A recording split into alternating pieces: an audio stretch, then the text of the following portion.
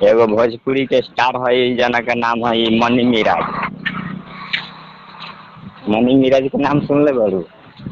हाँ हाँ, कॉमेडी वगैरह बनावेला। हाँ हाँ, तो ओकरे साथे एगो फिल्म बनत हवे। फिल्म के नाम है दुल्हनिया नखरे वाली।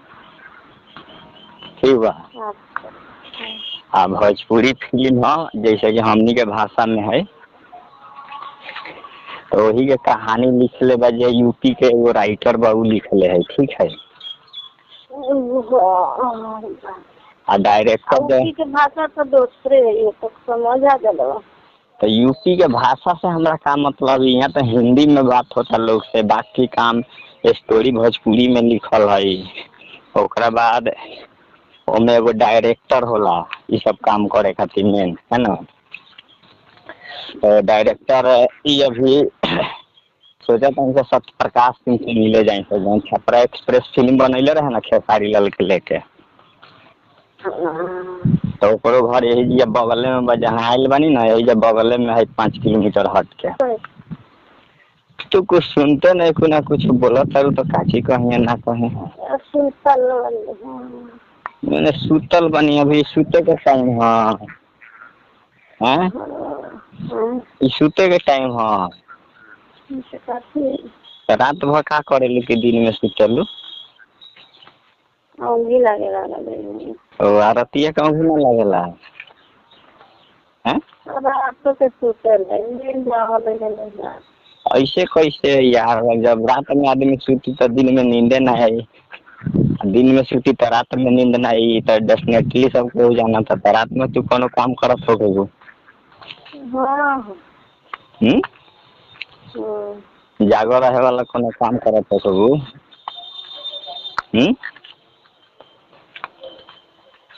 आए हो जागो वाला काम करे का रात के? हाँ कौन काम करे? जाई लगा तो आरी करे चले जाओ। रात के रतवाही करे जाले? कहवा हो? कौना टोला में? हम तो अभी बानी बहुत दूर, यूपी। हाँ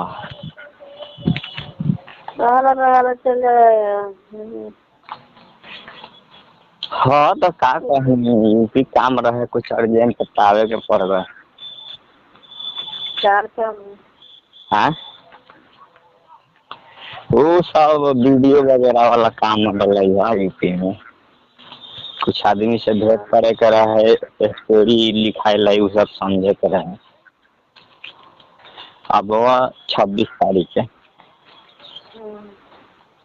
हाँ 26 तारीख के। अब 20 तारीख के। 26 के। आज क्या तारीख है? 26 तारीख के। हाँ, आज 22 तारीख है ना, आज 21 तारीख है। हाँ हाँ, तो 26 तारीख के अब बिहार में।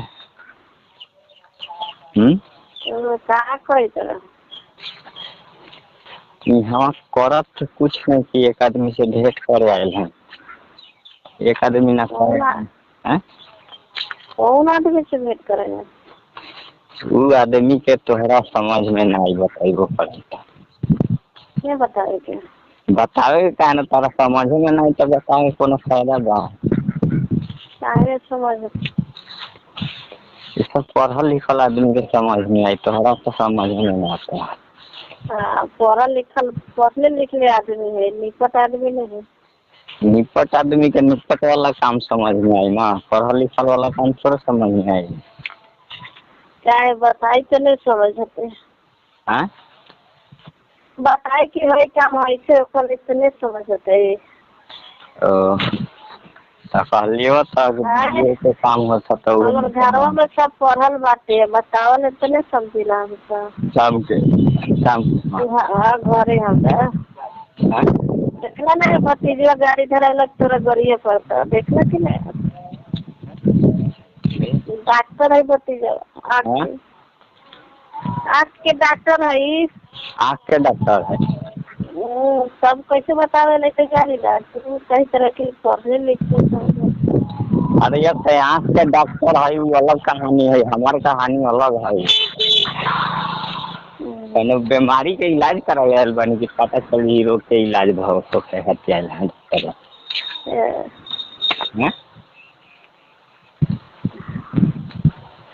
हेलो नाम अनबू तो सुन लो, जैसे कि एगो फिल्म बनावता है आदमी मिलजुल के ना होला, ग्रुप में बानी एगो। फिल्म बनावे तरह ग्रुप में? हाँ माने हमहू में शामिल बानी, जे माने 10 आदमी के ग्रुप है। एगो भोजपुरी के स्टार है जना का नाम है मनी मिराज। मनी मिराज के नाम सुन ले बड़ू? हाँ कॉमेडी वगैरह बनावे। हाँ तो ओकरे साथ एगो फिल्म बनता है। फिल्म के नाम है दुल्हनिया नखरे वाली, ठीक बा? भोजपुरी फिल्म है जैसे कि हमनी के भाषा में है। तो वही के कहानी लिखले बा जे यूपी के एगो राइटर बा उ लिखले है, ठीक है। डायरेक्टर के भाषा तो दूसरे है तो समझ आ गया।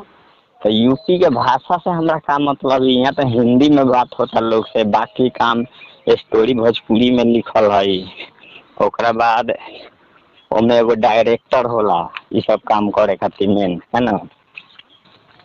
तो डायरेक्टर ये अभी सोचा था उनसे सत्य प्रकाश सिंह से मिले जाए, तो जहाँ छपरा एक्सप्रेस फिल्म बनैले रहे ना खेसारी लाल के लेके, तो ओकरो घर यही जी बगल में जहाँ आयल बनी ना, यही जब बगल में है 5 किलोमीटर हट के। सत्य प्रकाश सिंह जो छपरा एक्सप्रेस फिल्म बनाया था खेसारी लाल के साथ है। तो फिल्म बनाने में तो ढेर पैसा मिलल है। हाँ पैसा ढेर मिलल है तो ढेर पैसा लगबो करेला। तो पैसा कितना तक मिलल है? तो 2 लाख 3 लाख माने एगो फिल्म के 2 लाख मिलल है, 100 लाख मिलल है। 2 लाख खातिर आदमी इतना मेहनत करता है। 1 करोड़ रुपया तो पहले लागत बनावे में। एगो फिल्मिया बना के रिलीज करावे के आदमी टारगेट एगो अनुमान लगेले भाई 1 करोड़ मैक्सिमम। 1 करोड़ रुपया लगे रे। हाँ तो फिल्मो बनता है धांस। फिल्म का नाम ना सुन दुल्हनिया नखरे वाली, माने घरे घर फिल्म चली, है ना। ऐसा ना कि केहू कहे कि फिल्म खराब बना दे। भोजपुरी के सुपरस्टार मनी मिराज है, डायरेक्टर देख रहे हैं हम लोग सत्य प्रकाश सिंह हो जाएगा तो सही है, ना तो एगो और डॉक्टर है, सॉरी एगो और डायरेक्टर है सलीम साजन नाम है शायद उसका है। तो ये दोनों में से कौन से बात करके या काम चालू करेंगे हम लोग बिहार में आके। हम लोग फिल्म बना देबो। तू कौन फिल्म बना देबो? तू कौन फिल्म बना देबो? तारा से फिल्म बनी है? हाँ ये है कि वो सीन ले सकता रू गर्लफ्रेंड वगैरह के, भौजाई के, हैं? वो सीन एक आदमी को करे को ही तो कहिया सेट करा देबो, हैं? हाँ बढ़िया सीन दिला देबो, तुम सुपरस्टार बन जेबू, फिर तारा लगे लोग रात दिन दौड़े लगी मीडिया वाला तके तके छा जेबू इंटरनेट पर।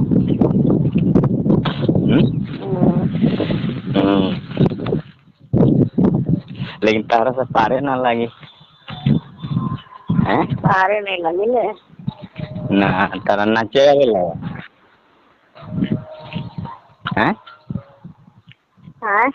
नाचे आवेला? हाँ तो नाचे आवेला तब तो हो जाता। बाकी तो सब ठीक ठाक बागवानी बाड़ी, दे हाथ में सही है गाड़ी, आगे पीछे दोनों दे हाथ में तू तो ठीक है बारू, आगे पीछे के डिजाइनो तार सही बा। खाली नाचे आ जाओ तो समझ कहानी में रोल मिल सकता तारा।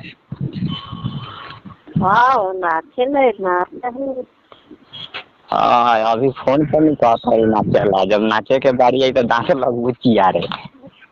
नहीं हम नाचते। नाच देबू, हाँ। अच्छा पैसा कमा लेबू, फिल्मिया में काम दिवा देम तो। आय। तो काम करबू, बात करी डायरेक्टर से, ई सब ग्रुप के आदमी से।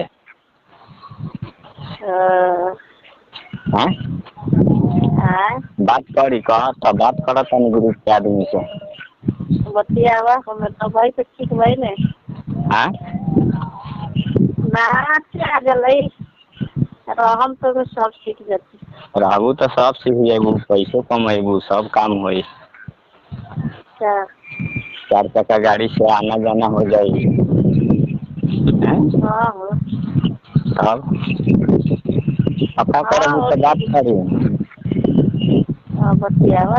हाँ तो मनी मिराज के साथे जौन फिल्मिया बनता है, यही में काम कर लो, अच्छा लगी तो दोसर फिल्म में फिर देखिए का। हाँ। हाँ ठीक बा, तो बात करके हम शाम को फोन करें ना। हाँ। ठीक बा। ठीक। ठीक।